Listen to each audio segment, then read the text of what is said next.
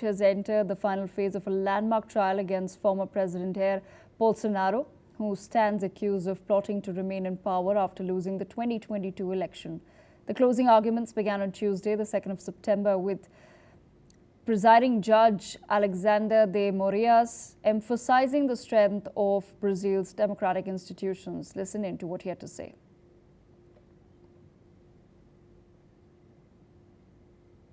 Corte só tem a lamentar que na história republicana brasileira se tenha novamente tentado um golpe de Estado, atentando-se contra as instituições e a própria democracia, pretendendo-se a instalação de um estado de exceção e uma verdadeira ditadura. Existindo provas acima de qualquer dúvida razoável, as ações penais serão julgadas procedentes e os réus condenados. Havendo prova da inocência ou mesmo qualquer dúvida razoável sobre a culpabilidade dos réus, os réus serão absolvidos. Assim se faz a justiça. Esse é o papel do Supremo Tribunal Federal, julgar com imparcialidade e aplicar a justiça a cada um dos casos concretos, independentemente de ameaças ou coações, ignorando pressões internas ou externas.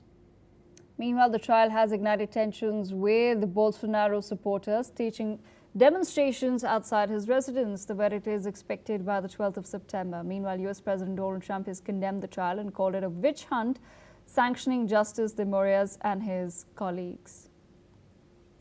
Mr. Raymond Vickery with us on the broadcast. Mr. Vickery, I have to begin by asking you, regardless of the trial's verdict, what are some of the long-term implications for the Brazilian right-wing movement?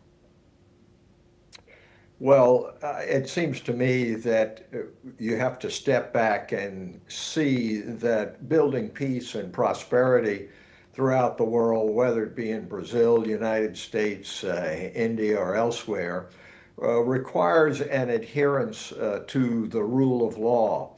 And in regard to Bolsonaro and the reaction of President Trump, there's a very strong reaction because Bolsonaro really modeled his attempt to overturn the results of election on what President Trump tried to do on January the 6th, 2021.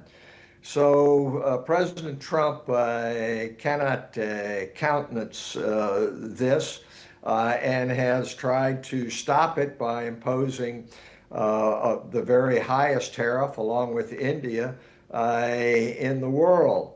It's a very unfortunate development, but we will see if values underlying democracy will be able to triumph in this case, and that justice will be done, as opposed to the Trump approach of trying to use the courts to seek retribution against one's enemies.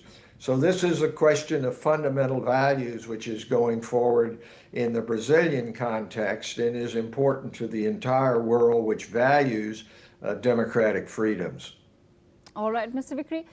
Then is the U.S. approach more likely to embolden Bolsonaro's allies, or could it be seen as an attack on Brazil's sovereignty, potentially even backfiring? Well, I think it has backfired, not with Bolsonaro's supporter. They're kind of like the Make America Great Again core of Trump's constituency, in which he said in the past that he could shoot somebody on Fifth Avenue in New York and not be held to account for it. So yes, the Bolsonaro hardcore will attempt to use this as some support for their position.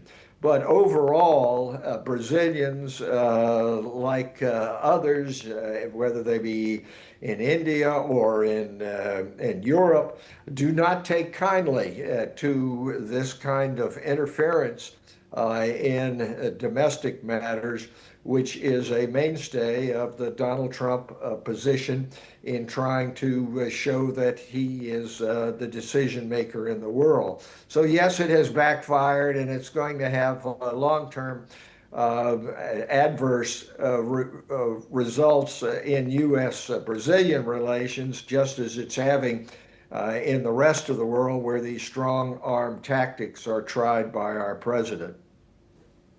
All right, Mr. Vickery, thank you so much for joining us on NewsX World with that perspective.